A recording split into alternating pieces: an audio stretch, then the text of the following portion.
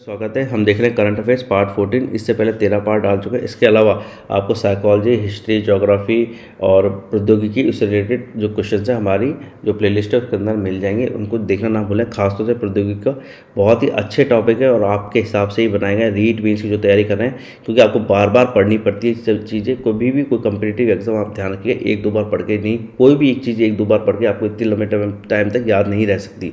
अच्छे से याद करने के लिए आपको 6 से 7 बार उस चीज़ को पढ़ना पड़ता है। और जीतने का जैसे एक ही तरीका होता है कि आपको उतनी मेहनत तो करनी पड़ेगी जितने सामने वाले कर रहे हैं। और यार यूँ समझिए 18-19 लाख लोग एग्ज़ाम्स की तैयारी करते हैं, तो आपको 18 लाख लोगों से अगर आगे निकलना है और अपनी जगह पक्की करनी है तो ध्यान रखिए आपको उससे ज़्यादा मेहनत करनी पड़ेगी जितने दूसरे कर रहे हैं। तो बिल्कुल भी आप ये ना सोचें बोरिंग है, टाइम ज़्यादा ले रहा है, कुछ नहीं।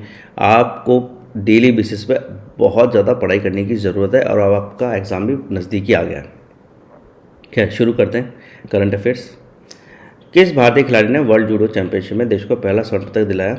ऑप्शन है लिंथोई चनामाम, सेकेंड है रुबिन मेहता, तीसरा सीमा कुलकर्णी, उपयुक्त में से कोई नहीं।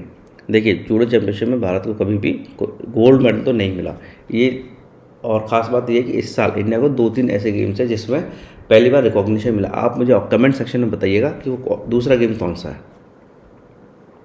और मैं आपको एक हिंट दे देता हूँ, कॉमनवेल्थ गेम्स में इंडिया उसमें पहली बार जीता है। इसका सही आंसर देख लेते हैं क्वेश्चन 1 का। और हाँ, आपके लिए इसको करना है एक ही तरीका है, क्वेश्चन पढ़िए, ऑप्शन देखिए, आप घड़ी लगा के करिए, 1 मिनट के अंदर आपको जवाब दे देना है। अगर आप 1 मिनट में जवाब दे देते हैं तो इसका मतलब आपकी प्रिपरेशन बहुत अच्छी है, और अगर आप नहीं दे पा रहे तो इसका मतलब आपको थोड़ी मेहनत करने की ज़रूरत है।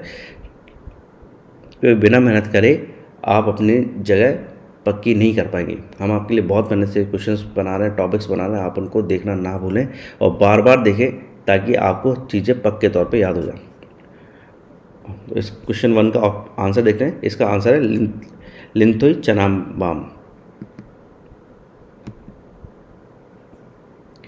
लिंथोई चानाबाम ने किस भार वर्ग में ये खिताब जीता? ऑप्शन है 47, 57, 67। ये किलोग्राम है कि 47 किलोग्राम, 57 किलोग्राम, 67 किलोग्राम, और उपयुक्त में से कोई नहीं। और इसका सही आंसर है 57 किलोग्राम। तो 57 किलोग्राम वर्ग में लिंथोई चनाबाम ने भारत को पहली बार वर्ल्ड जूडो चैंपियनशिप में गोल्ड मेडल दिलाया। क्वेश्चन 3, लिंथोई चानाबाम ने किसे हरा, यानी किस महिला को हरा के ये खिताब जीता? ऑप्शन है बियांका रीस, मार्टिना चेज, बियानी एडम्स, उपयुक्त में से कोई नहीं। इसका सही आंसर है बियांका रीस। बियांका रीस ब्राज़ील की खिलाड़ी हैं, इनको हरा के लिंथोई चानाबाम ने हमारे देश का नाम बहुत ही ज़्यादा रोशन किया। क्वेश्चन 4, 2021 में जब्त किए गए सभी नकली नोटों में से लगभग 60% नोट किस मूल्य वर्ग के थे? ऑप्शन है 500 रुपये के, 2000 रुपये के, 200 रुपये के, उपयुक्त में से कोई नहीं। देखिए मैं आपको बताऊं कि नकली नोटों की समस्या बहुत ज़्यादा है इस देश के अंदर। कुछ तो हमारे इंडिया में छापने लग गए जब से खास तौर से नए नोट आए, उनसे नई नकली नोटों की समस्या बहुत ज़्यादा बढ़ गई। पहले ऑप्शन का आंसर देख लेते हैं।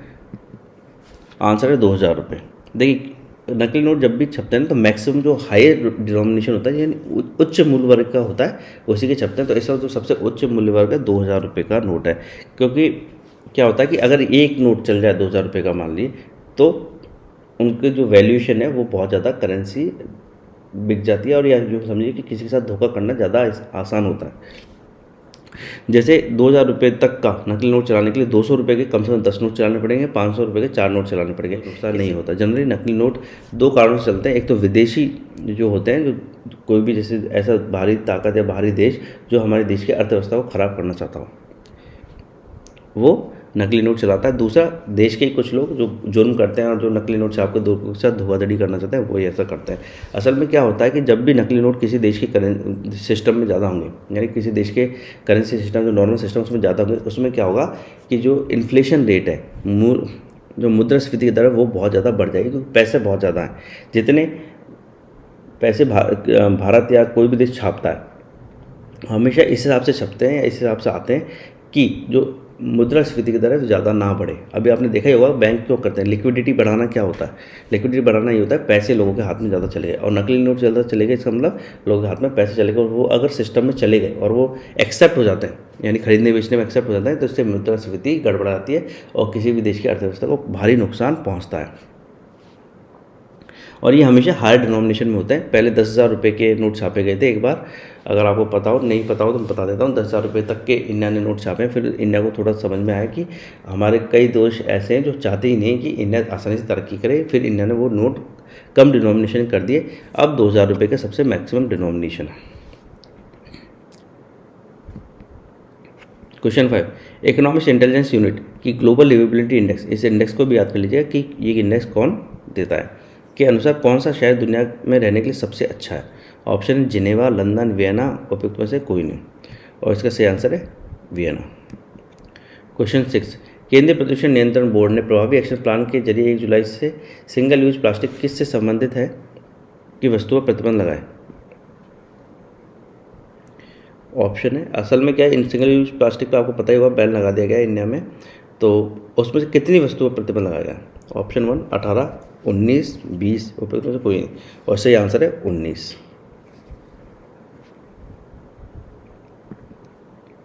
क्वेश्चन 7, एशियाई साइकिलिंग चैंपियनशिप 2022 में 27 पदक के साथ कौन सा देश शीर्ष स्थान पर रहा। ऑप्शन है भारत, जापान, ईरान, उपयुक्त में से कोई नहीं, और सही आंसर है जापान। इसको आप ऐसे याद कर लीजिएगा, क्वेश्चन में ज़्यादा कुछ है नहीं। अंतर्राष्ट्रीय योग दिवस किस दिन मनाया जाता है। आपको मुझे कमेंट सेक्शन में एक चीज़ और बताइए, अंतर्राष्ट्रीय योग दिवस किस साल शुरू हुआ था।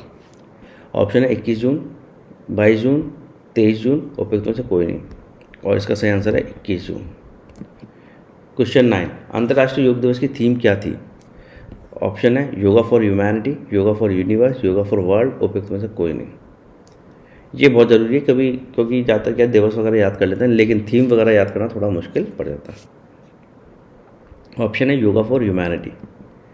और आप मुझे एक चीज़ और बताइएगा कि जो कॉमनवेल्थ गेम्स है उसका शुभंकर कौन था, या शुभंकर क्या था। मैंने ऑलरेडी क्वेश्चन डाले हुए हैं, तो ये आपके लिए बताना आसान होगा, और अगर आप नहीं बता पा रहे तो आप जाके क्वेश्चन देखिए वापस।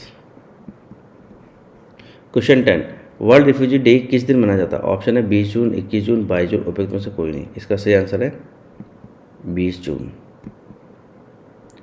किस प्रमुख भारतीय अमेरिकी कानून विशेषज्ञ को अमेरिकी राष्ट्रपति जो बाइडेन ने पूर्व सैनिक मामलों के विभाग में जनरल काउंसिल नामित किया। मैं आपको बता दूं, जो भी इंटरनेशनल पर्सनैलिटीज़ होती हैं किसी देश या किसी विदेशी संस्था में जो रिकॉग्नाइज, जैसे वर्ल्ड बैंक, IMF, ऐसी संस्थाओं में काम करते हैं, उनके नाम जानना बहुत ज़रूरी होता है, क्योंकि एक तो गर्व की बात होती है किसी भी देश के लिए, दूसरा जो होती है इससे इंस्पिरेशन बहुत मिलता है, मोटिवेशन बहुत मिलता है। तो इस तरह के क्वेश्चन बहुत ज़्यादा पूछे जाते हैं। तो ऑप्शन है अंजलि सिंह, अंजलि चतुर्वेदी, अंजलि सिन्हा, उपयुक्त में से कोई नहीं, और इसका सही आंसर है अंजलि चतुर्वेदी। क्वेश्चन 12, निर्माण श्रमिकों के कौशल प्रशिक्षण के लिए कौन सी योजना शुरू की गई है। ये केंद्र सरकार की योजना है, तो ये भी शुरू की गई है, और इसको मतलब 2 मंत्रालय चला रहे हैं। तो इस योजना का आपको नाम बताना है। ऑप्शन है निपुण, सेकंड श्रेष्ठ, थर्ड गौरव, उपयुक्त में से कोई नहीं, और इसका सही आंसर है निपुण। योजना आवास और शहरी कार्य मंत्रालय की दीनदयाल अंत्योदय योजना राष्ट्रीय शहरी आजीविका मिशन की प्रमुख योजना के तहत 1 लाख से अधिक निर्माण श्रमिकों को नए कौशल और अपस्किलिंग के कार्यक्रमों के माध्यम से प्रशिक्षित करने की पहल है। इसको आप ऐसे याद कर लीजिएगा, ये इंपॉर्टेंट है, पूछी जा सकती है। हाल ही में किस देश ने नूरी रॉकेट का सफलतापूर्वक प्रक्षेपण किया। ऑप्शन है उत्तर कोरिया, दक्षिण कोरिया, ईरान, उपयुक्त में से कोई नहीं, आंसर दीजिए, और इसका सही आंसर है दक्षिण कोरिया। नूरी नाम से ऐसा लगता है ये किसी अरब देश ने, मुस्लिम कंट्री ने लॉन्च किया हुआ, इसलिए थोड़ा सा कन्फ्यूजिंग था, इसलिए मैंने इसको इसमें इंक्लूड करा। क्वेश्चन 14, केंद्रीय सामाजिक न्याय और अधिकारिता मंत्रालय लक्षित क्षेत्रों में हाई स्कूल में छात्रों के लिए आवासीय शिक्षा के लिए कौन सी योजना शुरू की है। ऑप्शन है हॉस्टल योजना, श्रेष्ठ योजना, गौरव योजना, और उपयुक्त में से कोई नहीं, और इसका सही आंसर है श्रेष्ठ योजना।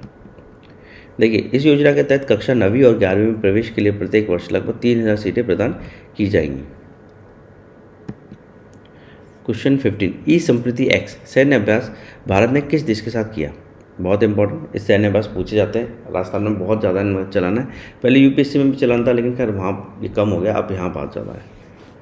तो ऑप्शन है बांग्लादेश, दूसरा श्रीलंका, तीसरा मैक्सिको, उपयुक्त में से कोई नहीं, और सही आंसर है बांग्लादेश। ये जो सैन्य अभ्यास था ये 5 से 16 जून के बीच 2022 में बांग्लादेश के अंदर ही जशोर नामक जगह है, जैसे राजस्थान में, तो इस तरीके से जो सैन्य स्टेशन बने हुए हैं वहाँ पर इसका जो कह सकते हैं सैन्य अभ्यास हुआ। इसी के साथ ये सीरीज़ कंप्लीट होती है आज की, मतलब आज का पार्ट 14 कंप्लीट होता है और आगे के नए पार्ट आते रहेंगे। आप हमारे चैनल को लाइक से सब्सक्राइब करना ना भूलें और ये आपके एग्ज़ाम के हिसाब से ही है तो आप इनको देखना ना भूलें। Thank you.